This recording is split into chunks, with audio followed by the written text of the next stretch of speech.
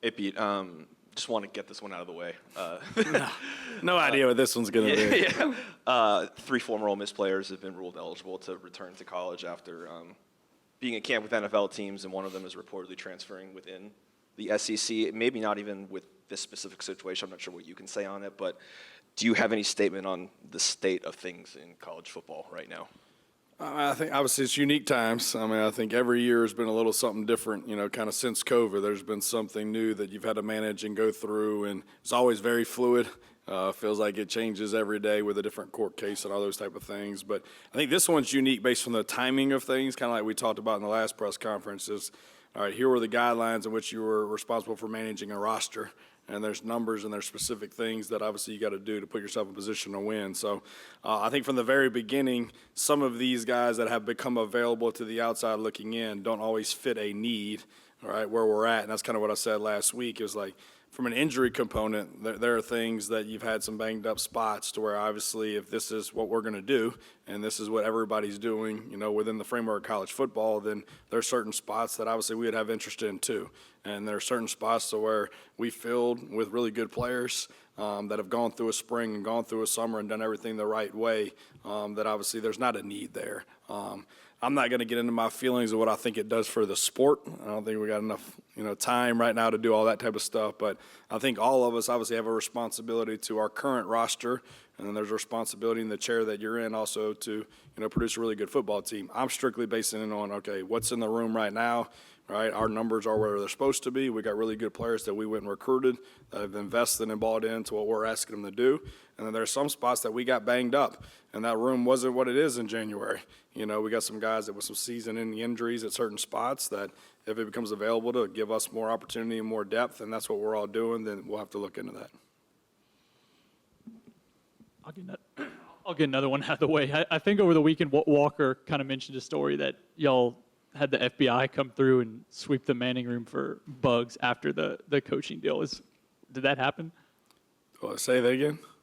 There's a story over the weekend that Walker Jones told about having the FBI come in through the Manning Center and sweep the room for bugs after Lane left. Just was that happening? I think any bowl game playoff system, obviously you're going to up security. I'm not sure that there was a hiring process of here we go with the FBI. I do think we probably have a current player whose dad just so happens to work for the FBI that lives in town that from that standpoint, there was no measure to go, oh my gosh, here, come in from that standpoint. But no, obviously, anytime you get in that playoff system and you had guys from this building go to other places, you want to make sure it's secure for your players. Nothing from our standpoint, but the video access and everything else and all those things that you're doing regardless where you're at. I mean, that's no different when, in the semis and the quarters, regardless where you're at for the hotels that you're staying in. Like you've got to up the security. People are in and out, and you're sweeping trash cans. I mean, that's been done for the history of ball. So, no, there was no hiring process of, hey, let's get the FBI in here. Holy cow, let's start looking around. No, it wasn't anything like that. Right. Pete, I got the question you want. After all the summer, after all this is over, how does it feel to finally be in a game week? No, it feels awesome. I mean, that's what we kind of talked about. Like July was kind of that for me when we first spoke to kind of get back into the ball piece of it. And then it was good to kind of get through camp, so to say. And today's the first day of class and getting our guys ready for that routine and what that looks like for those guys. But it's nice to dive into, all right, here's an opponent outside of, our offense and all those type of things to kind of get in a routine for me of kind of what that's going to look like, day in and day out and all that. So it's nice to finally, this is kind of a hybrid week for us. It's not going to be all on game week mode. We're going to have a mock game this weekend and simulate some things and all that. But we still have a lot of guys that we got to get in the can-do category. So we're still going to do some good on good and some competition things to create opportunity for some of those guys. And then the guys that are playing winning football, it's the consistency of the execution right now that's the focus this week and the attention to details and all that. But it's been awesome to be able to get in there and be like, all right, here's a red zone plan, here's a third down plan and all that, and look at somebody else. No, I've enjoyed it. Two scrimmages in. What did you need to see, I guess, heading into this mock game this weekend? To me, it's been really flashy, and I think that's when, the two team meetings that we've done after those scrimmages, there's enough things that you can see on tape. You're like, man, that's it. And that's winning football, and you can win a lot of football games doing that. But then same unit, same dudes, same calls, that's not it. and so the ups and downs right now, really in all three phases, is really what we're focusing on this week. And I think these guys got to get to the point, and they got to understand everybody doesn't get them my bad. And that's kind of what it's been up to this point. And so the consistency in that is something that we really got to focus on. And I mentioned this to you guys before. I mean, more games are lost in this league than won. And that's when you go through these drives out of these two scrimmages. Okay, the drive was either extended based on a non-aggressive penalty or a bust, or the drive was stopped, right, based on a non-aggressive penalty or a bust. And so that's not winning football. And so I think that's the key to this week. How do we clean those things up? And then from a situational standpoint, we got to get a little smarter in certain situations and do a better job from a coaching staff and letting them understand, like, look, we can't take a negative yardage play here. We're in field goal range, all those certain things that come up in games that you're simulating in practice that we got to make sure that we get right. So I think that's kind of this hybrid week for us this week, and then going into a real game week to really see what pieces, for sure are where and why. Just since we last talked to you and a couple scrimmages in, obviously, just what's the progress report on right tackle? Do you know what you guys are doing there yet, or is that still an open competition? It's still an open competition. I think, Tommy has really, really flashed. I thought this second scrimmage, I thought he played really, really well for probably about 30 to 35 snaps. I think that the tempo in which we play, right, and the amount of snaps right now that position is going to have to play, I think we got to continue to get him in shape. Obviously, getting Kern back for progressive weeks in a row has helped, has flashed, has done some good things. Another guy that falls in that consistency category right now. So, you're still looking, obviously from that standpoint, how can we rotate a couple of guys for worst case scenarios? And then what do one do better than the other, right, from a package standpoint? But, we got this week to kind of decide that, and then we kind of make that decision next week. But I would say right now, definitely Tommy has, probably flashed and been the most consistent up to this point.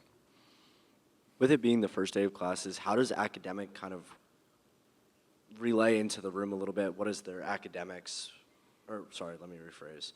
What does their academics mean to this team, and how does it help them even gain playing time over someone who's maybe struggling academically? Yeah, I mean, I think that starts at the top, and what emphasis do you put on it? So, from us, from January moving forward, we put everything under one umbrella, and that doesn't matter whether it's football, strength and conditioning, nutrition, or academics. Like, that's your responsibility. So when we put it on a schedule, whether you're late, you miss, you don't do what you're supposed to, like, the accountability phase of that's all exactly the same. And a lot of young guys don't understand that. But that goes back to that self-discipline piece that we talked about. They don't want to go to class, but they have to go to class. So here's something that I know I'm supposed to do, but I don't want to do. Can I make myself do it? Like, it's our responsibility to make sure we're making them do that. And so, a lot of that to our guys have been, how do you go over there with the right energy, attitude, and body language to be a good dude? Right, and whether you really want to be in English or not, you need to act like you want to be in English. And the professor needs to know your name, right, and show up dressed the right way and do all those type of things. So the presentation of it and being a good dude, regardless whether that's class, whether that's study hall, or whether that's in the CAF, like, that's the expectation here. And so, we had another freshman meeting this morning to make sure that our young guys do understand, like, all right, it's the first day. You got one shot at a first impression. Here's the expectation. You got rules and values of an organization that you're responsible for upholding. But that's a significant piece until being eligible doesn't matter. All right, it still matters right now, and you've got to be eligible in order to play. So there's still a student-athlete component. I know we don't feel that way sometimes, but there is, and this is the start of it and making sure we're getting started on the right foot. So we brought them in because we're an AM team this morning and made sure we had a team meeting, got everybody's schedule together, and then kept the freshmen to make sure we start off on the right foot. But I think developing the right routine and habits that's the benefit of starting school prior to game week. All right, let's get this week to get our routines down and all those type of things. So then when we go in game week, we don't have a lot of distractions. Speaking of freshmen, Jonathan Maldonado mentioned Landon, Carmelo Reed, Jaden Curtis. Obviously, that's his position group, but three guys that really have flashed to him, and he's actually learned from too. What have you seen from those guys in just that freshman class? How have they adapted not only to the academic piece, but on the field, guys like Landon coming on and maybe contributing as soon as the opener? Yeah, I mean, I think the benefit of that is getting them in, in the spring. I think they got that transition time in the spring and all that. I think all three guys from a system standpoint are so much comfortable, than they were in the spring, obviously with the reps from the summer and the fall camp. And then from a physicality standpoint, all three guys aren't the old school freshmen. I mean, they're different, body types and skill sets and all those. But Landon's definitely flashed like we talked about. I think Jaden, is the steal of that class. I really believe that, as far as his upside. I think his quick twitch on the football, I think he gives us an element in pass rush, even like potentially this year once you start getting later into the season. So I'm really excited about those three guys. And I think the further that we go, I think some of them will have roles. The good thing about it is they're seeing guys do it the right way in front of them. And it's cool when those older guys start talking about those young guys, but they're setting the right example for them, and they're following. So Coach Jordan does a great job with that group, but those three guys will be ready sooner than later. I think Carmelo still has a little more development to do probably than the other two, kind of by position, and not as big of a position in need. But Jaden gives you something different inside that we haven't had, especially at that age. Do you jump into Louisville prep kind of this week already, or save that for a more normal schedule kind of next week? How are you doing that? Yeah, so it's a hybrid, so we're doing a 50-50. So we'll still have the competitive, move the ball periods, good on good to get the speed of the game and create opportunity for guys that are still kind of close to get them in that can-do category. And then you'll have group teach components that you'll start installing the game plan. So then obviously it's not 1 week to do it. So it's about 50-50 today, or tomorrow's practice will be, as far as good on good periods to get speed and still compete. And then here's an install component of base down stuff, short yardage, goal line, and you'll sprinkle that as you go, with Saturday being the focus on, all right, here's a mock game as far as situations and all those type of things. And then really just the next week's kind of fine tuning that and what changes do we need to make and what are we adding and taking away. So they'll get a good feel, but that'll naturally progress as the week goes. How is the general health of your team with a couple weeks to go before you play? I think obviously everybody after camp or this last week is kind of banged up within reason. And I think that's one thing in camp that we try to really focus on. Like, there's a difference between being hurt and injured. And that's one of the things to me, like camp's about building calluses and learning to fight through things. And very rarely in this sport are you going to be 100%, right, week in and week out in this league. So, we try to push a lot of those guys throughout camp to fight through it and push through it and practice when you don't feel 100%, because there's going to be games that you're going to have to play and you're not going to feel 100%. And then there's some guys to me later in camp, like we did on Saturday, that, are playing winning football, have got a ton of reps and experience and know what they do. So we're going to sit them and allow other guys to have those opportunities to see what we can get. So I think managing that, all right, I think you got to build the calluses for even veteran guys, to be able to sustain a season while also creating opportunity for other guys. I think it's really important that haven't been in that. And so that's why we've been going in the stadium a little more than normal to try to create that environment for them, because for some reason it's just different for them in there, and making it more game-like and move the ball. Because that was the one thing I talked about in the offseason too, is just that adversity piece with some of these guys that you haven't been around, and in that competitive environment, like how are they going to respond? And so I still think this week's really important for some of those question mark guys, that we still create those environments for them to have a better understanding going into game week. But outside of, I would say we're probably banged up the most probably at corner the last probably 10 days. Nothing season-ending injury at all. And we'll get all those guys back this week, slowly but surely. So just soft tissue stuff with them. But I would say during camp it's probably been corner and O-line have been the two areas where you're like, are you kind of plug and play and doing some things to where if it was a game week, you would have moved some pieces if you need to. But they're all healthy and back going into this week. Keaton Thomas and Luke Farrelly, the two names in the linebacker room, along with Tajay Butler. Who are some other players that have impressed you during preseason camp? In that room? Yeah. Yeah. I think probably, we were talking about this morning, we kind of evaluated our whole roster and had the player personnel department come in there. And Jarcoby Hobson is a guy that was an athlete out of Lake Cormorant coming out that played quarterback and safety that we transitioned to our will linebacker, who kind of struggled last year learning it, processing it, and reading, diagnosing the position. But I would say he's made the biggest strides from fall to this fall, and even from spring to fall. He's doing some really good things. So I think he's a guy in that room that's fighting for that 4th spot right now that I think's kind of solidified himself. I think the two freshmen, Anthony Davis and J. Mike Garrett, are really talented. I think J. Mike plays at a different speed. will have a role potentially on special teams based on that. And then I think Ant, when he lets it loose and he stops thinking so much, right, he is who we thought he was. But I think it's getting him to do that on a more consistent basis. But I would say right now you feel good about 4. Raymond Collins has played at that position, right? A lot of special teams value as well.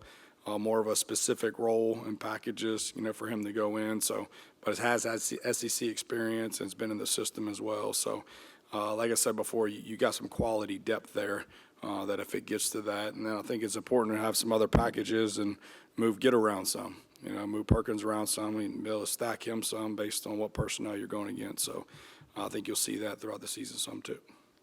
Edwin Joseph talked about last week how the secondary has been moving around a lot. Nobody's really had a set position during practice. Has that been due to those injuries, and also is that a component of your defense's company, or is that positional versatility in the secondary? Yeah, I think versatility is huge, like we talked about, but I think understanding conceptually is even more important. And guys normally don't communicate because they don't know what to do. When you start moving them around and make them playing other spots, and they understand how they work together. And so I think that's been something big for us in the summer and in fall camp. Like, we teach that lion, free, and ram, they're interchangeable spots. Like, you all got to know the same thing. And so I think it's really important to be able to move them around so they don't get comfortable, and it makes them communicate, and they don't become complacent, right? And they're always curious. I think Edwin's a little different in that mix to where he's got the ability to play outside and inside. And so that is something with the corner depth as of lately that I've bumped him outside to make sure that he understands what to do at the corner position on top of the safety position. And he's looked really, really impressive. I don't think we've asked yet about what's it been like having Todd Cooley back here, but I wanted to get, I know that you go way back with him, but how great has that been and how helpful has it been? Well, no, I think we kind of talked about this before. Like, I wanted a guy with the experience that has been a head coach, that's got connections within the state, from a recruiting standpoint, for high school relations and all those, but also a dude that I trust and respect that will walk in, the office and not always tell me what I want to hear, right, and challenge some things and all those type of things, but also, from a practice structure standpoint and management in practice, that I can still call the defense and still have a guy that can run, obviously, an effective practice from a management standpoint and periods and all those. So he's done an awesome job, and it took a lot off of me to be able to focus, back on defense, because that was my biggest thing from spring, right, and letting B and all of them kind of do it from a defensive standpoint and kind of being more CEO to where once we went fall camp, we got tons of call-up periods, and I'm calling every one to get back into it and make sure I'm where I need to be and doing what I need to do. So he's been really helpful from a practice structure standpoint, while we're out there in between the lines to keep everything organized and flowing so I can focus on the defense. Kind of a similar question to Brad's about the linebackers, but with the wide receivers. Samari Reed's a name we've heard a lot throughout fall camp. Yeah. What have you seen from him? And just after Deuce and Jonte and Horatio, just what have you seen from guys that are jockeying for 4, 5, 6, whatever it might be spot-wise? Right. Samari, talking about that same meeting we had this morning, he got most improved from last year, so he's really flashed, plays without the ball, is really, really competitive, shows toughness on tape, has had some contested catches. The kid was an all-conference free safety in high school. I mean, the kid's a really good athlete that plays with toughness. We see him as a 4-core special team guy that's made a role for himself on offense and be able to play just a couple different spots from a rotational standpoint. I think the other piece of that receiver room, I grouped the tight end room with it. It's just the style of the offense in which we play and who we kind of want to be. So I think once you get past the Horatios of the world and the Cooks of the world and the Deuces of the world, the other one to me is Caleb Cunningham's finally back healthy. I think he's a different presence than we've had out there. I think he is who we expected him to be here, over a year ago. So been really nice to get him back out and healthy. It's just a different body type. I think Gil flashes, and I think it's kind of like we talked about last time. I think he has a good understanding of the offense. He plays fast at times. I think it's the consistency in doing that, but does give you a threat out there of real long speed with some size. Made a couple good plays in the scrimmage, which was good to see in some live environments.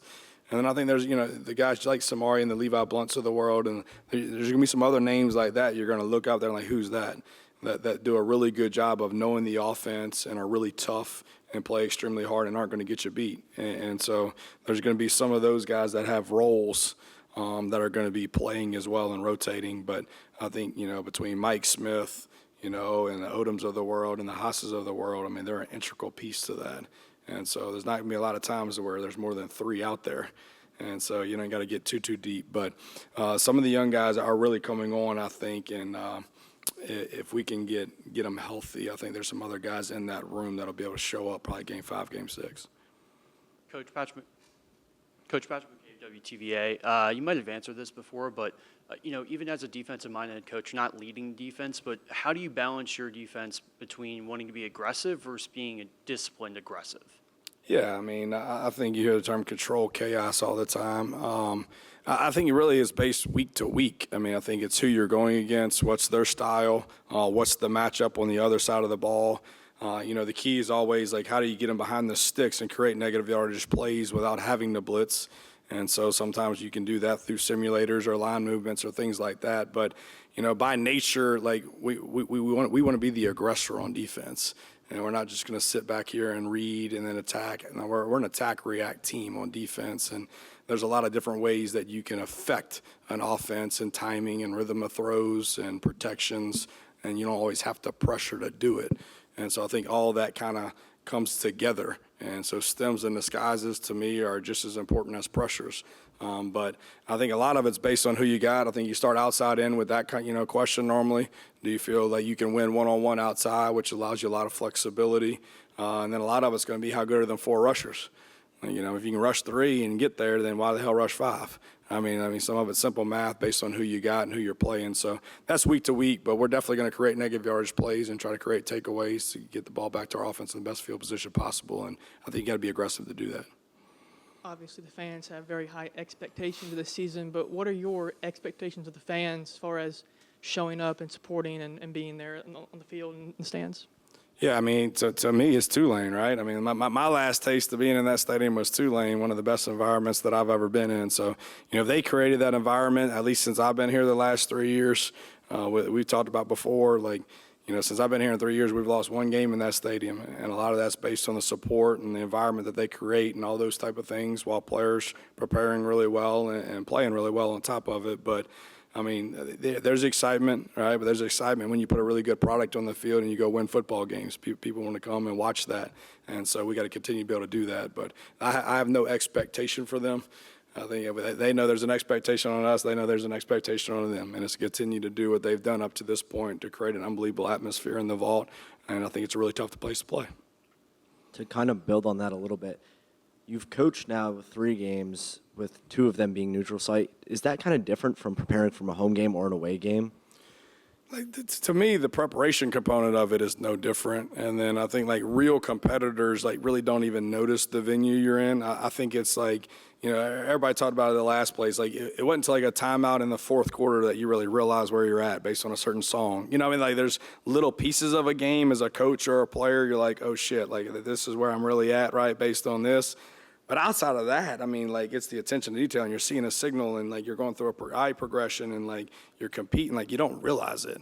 And I know that might be hard to explain if you haven't been through it before, but, that whole spot the ball concept is regardless whether we're playing in the vault, right, or we're playing in the Sugar Bowl or the Fiesta or over here at Oxford High School, we better show up with the right mindset and be prepared and have practiced really well and be ready to play, or you're going to get your ass beat. And that's regardless of where you play. I think it's a lot funner at the end of the game. Does that make sense? When you're in your own stadium and they got their fans there and their family and all that. But I enjoy just as much in my career in this league being on the road and seeing fans leave in the 4th quarter, right? And I actually enjoy more of that than actually being at home, right, and feeling that, to be honest with you, because that's kind of our mode on the road is empty the stadium. That's when you played extremely well, and it's very demoralizing. So I would like to think our team has a mindset that we don't care where we play. Obviously, the non-travel component is a big advantage of being at home. And when you look at the win-loss record within the SEC of home or on the road is a significant difference.